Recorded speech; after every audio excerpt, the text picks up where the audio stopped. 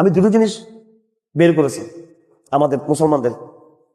আরেকটা কথা আপনাদেরকে বলি, এই মুসা আলাইহিস ইসলামের একবার সংগ্রামটা সেম বর্তমান সময়ে।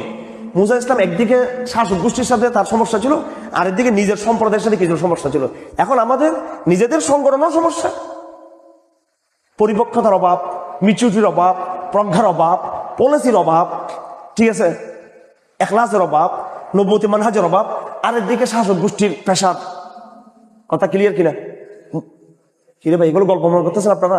একেবারে কোরআনে মুসা আলাইহিস ইসলামের সমস্যা কয়টা ছিল? দুটো ছিল।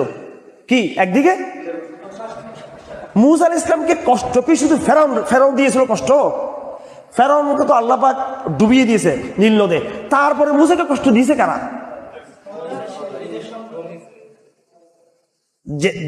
যেন তেন কষ্ট কি কারা দিছে এগুলো?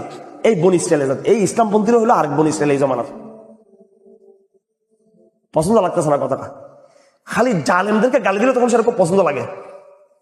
ততক্ষণ পর্যন্ত জালেমের বিরুদ্ধে বিজয় আসবে না যতক্ষণ নিজেদের কাতার ঠিক করবে না, নিজেদের বদচরিত্রগুলো বন্ধ করতে হবে। এগুলো কথা স্ট্রেট ফরওয়ার্ড। কয়জন আমার অনুসারী আছেন আসে, আমার দেখার দরকার নেই সেটা আমার। আপনি বিজয় কামনা করেন, নিজেদের আগে নিজেদের মসজিদের কাতার ঠিক করেন, ইমাম ঠিক করেন আগে, নিজেদের নামাজ ঠিক করেন। উজু ছাড়া নামাজ দাঁড়াইছেন তো কি সাহায্য আসবে আপনার এখানে? কাপড় ঠিক নেই, উজু ঠিক নেই, ইমামতি ঠিক নেই, ইমাম তিনজন দাঁড়াইছে, এখানে কার পিছিয়ে দাঁড়াবো?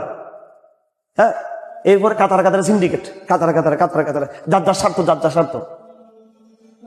কথাটা কি খারাপ লাগতেছে আপনাদের? লাগবে, খারাপ লাগবে। এখন আমি 14 গোষ্ঠী গালি দিই, তাগুত তাগুত বলে, তখন এটা মজা লাগবে। নিজেরাই তো জাহেলিয়তকে লালন করে নিজেরা ইসলামপন্থীরা। বনি ইসরাইলের চরিত্র আগাগোড়া বাদ দিতে হবে। কি বাদ দিতে হবে? নবী মুসা আলাইহিস সালামকে কষ্ট দিয়েছে যেমন ফেরাউনের রেজিম, ফেরাউনের বাহিনী, তেমনি তিনি আবার নিজের কওমদেরও তিনি কি পেয়েছেন? কষ্ট পেয়েছেন। শেষ পর্যন্ত ইউশা বিন নুন সেই ফেরাউনের ধ্বংসের পরে তাদেরকে নেতৃত্ব দিয়ে বাইতুল মুকদ্দাসে নিয়ে যান।